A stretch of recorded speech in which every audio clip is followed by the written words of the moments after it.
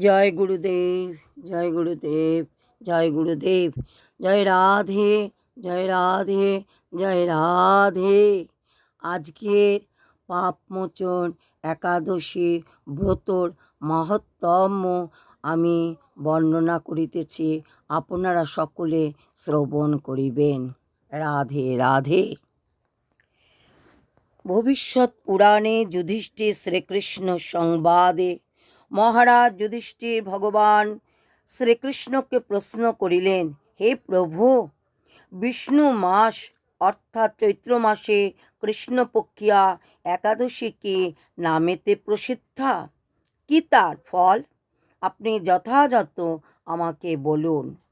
ভগবান শ্রীকৃষ্ণ বলিলেন, হে মহারাজ, প্রাচীনকালে মান্ধাতার প্রশ্নের উত্তরে লোমশ ঋষি এই একাদশী মহিমা শুনাইয়াছিলেন।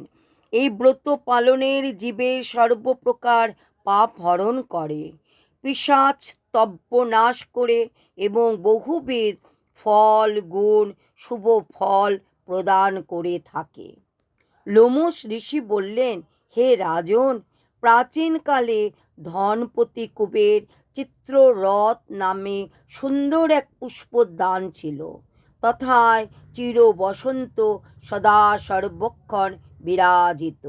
বহুবিধ গীত বাদ্যে গান্ধর্ব কন্যাগণ কিন্নর পুরুষদের নিয়ে আনন্দ ভোগ করত। দেবতাদের নিয়ে দেবরাজ ইন্দ্র সেই বনে ক্রীড়া করিতেন। সেখানে মুনিবর বহু কাল ধরে তপস্যাচরণ করিতেন। তথায় মেধাবী নামে এক ব্রাহ্মণী ঋষিকে মঞ্জুঘোষা নামে এক অপ্সরা বশীভূত করার চেষ্টা করতে লাগল। কিন্তু ঋষির অভিশাপ ভয়ে আশ্রম থেকে প্রায় 1 ক্রোশ দূরে মঞ্জুঘোষা বাস করতে লাগল। নিজ গৃহে অবস্থানপূর্বক বিনা যন্ত্রে মধুর কণ্ঠে একাকিনী সুন্দর গান করত। গন্ধ চন্দন পুষ্পামাল্যে ভূষিতা, বহুবিধ অলঙ্কারে সুভাষিতা, কাম বনে প্রপীড়িতা সঙ্গীতকারিণী মঞ্জুঘোষা মুনিকে দর্শন করে অদ্বিতীয় কামদেবের ন্যায় মনে করে তার রূপে মুগ্ধ হয়ে কামাসক্ত চিত্তে হাতের বলয়ে শব্দ করতে করতে পায়ের নূপুর ঝনঝন রবে ও কোমরে সুন্দর মেখলায় সুসজ্জিতা হয়ে আস্তে আস্তে ঋষি আশ্রমাভিমুখে গমন করল। তার গমন ভঙ্গি ও অনুপম রূপ লাবণ্য দর্শন করে মেধাবী ঋষি ও মুগ্ধ হলেন। মঞ্জুঘোষা অতি সত্বরই তার হাতের বাণীটি মাটিতে রেখে দিয়ে কামাপ্লুত চিত্তে মুনিকে আলিঙ্গন করল। বহুকাল ধরে গার্হস্থ্য জীবন যাপনের পরে হঠাৎ মঞ্জুঘোষা দেবলোককে ফিরে যাবে বলে মেধাবী ঋষিকে বলল, হে প্রভু, আমি আমার নিজ দেশ ফিরে যেতে চাই, আপনি আদেশ করুন। মেধাবী ঋষি বললেন, যে পর্যন্ত প্রাতকাল উপস্থিত না হয় তৎবধি অবস্থান করো। তখন ঈষৎ হাস্যযুগে মঞ্জুঘোষা বলল, হে মহাঋষি, আমার সহবাসে কত বছর কেটে গেল একবার হিসাব করে দেখুন। মুনি বিচার করে দেখেন তাদের এই গার্হস্থ্য জীবনযাত্রা 56 বছর কাল অতিবাহিত হয়ে গেছে।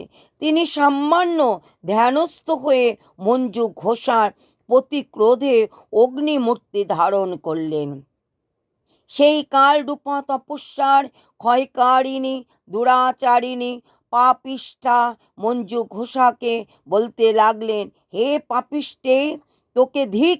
দুরাচারিণী কুলাটা পাতক প্রিয়া, তোকে আমি অভিশাপ করছি, তুই পিশাচী হয়ে যা। মেধাবী মুনির অভিশাপে মঞ্জুঘোষা বিরূপত্তব্য প্রাপ্ত হলো। তখন অবনত মস্তকে স্বীয়কৃত অপরাধকে স্বীকারপূর্বক শাপ মোচনের উপায় জিজ্ঞাসা করল। মহামুনি মেধাবী বললেন, হে সুন্দরী, তোমার সঙ্গে দীর্ঘদিন অবস্থানের জন্যই আমার মহা তপস্যা নষ্ট হয়ে গেছে। তথাপি তোমায় বলছি, যদি বিষ্ণু মাস অর্থাৎ চৈত্র মাসে কৃষ্ণ পক্ষিয়া পাপ মোচিনী নামী একাদশী ব্রত পালন করতে পারো, তবে তোমার পিশাচ্যতব্য দূর হবে। এই বলে মুনি পিতা চব্বন ঋষির আশ্রমে প্রবেশ করে পিতার নিকট সব কথা বললেন এবং তিনি তার নিজ সঙ্গ দোষে এই দুষ্কর্মে লিপ্ত হয়েছেন। এখন এই প্রায়শ্চিত্ত কি জানতে চাইলেন।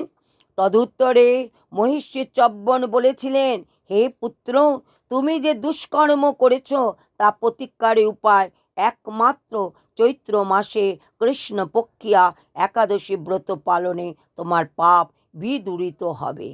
এদিকে মহারাজ মান্ধাত্তা তাকে লোমশ মুনি বললেন, পিতৃবাক্য শ্রবণ করো তো। মেধাবী ঋষি ভক্তি সহকারে এই একাদশী তিথি পালন করে সমস্ত পাপ থেকে মুক্ত হয়ে তপোবন লাভ করেছিলেন। মঞ্জু ঘোষাও সেই ব্রত পালন করে পিশাচতব্য দূর করে দিব্য রূপ ধারণ পূর্বক উত্তরলোকে গমন করল। ভগবান শ্রীকৃষ্ণ ধর্মরাজ যুধিষ্ঠিরকে বললেন, হে মহারাজ, যারা পাপমোচনী একাদশী ব্রত পালন করেন তাদের পূর্ব জন্মকৃত যে কোনো পাপ থাকলেও তৎসমুত্তয় পাপ নির্মূলিত হয়ে থাকে। এই ব্রত কথা শ্রবণ, কীর্তন ও মনে মনে সহস্র গোদানের ফল হয়।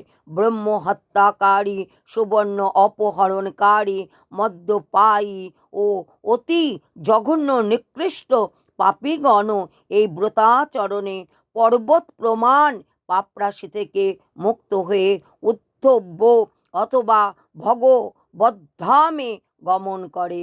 জয় রাধে, জয় রাধে, জয় রাধে। ভিডিওটি ভালো লাগলে লাইক, শেয়ার, সাবস্ক্রাইব আর কমেন্ট করতে ভুলবেন না। রাধে রাধে।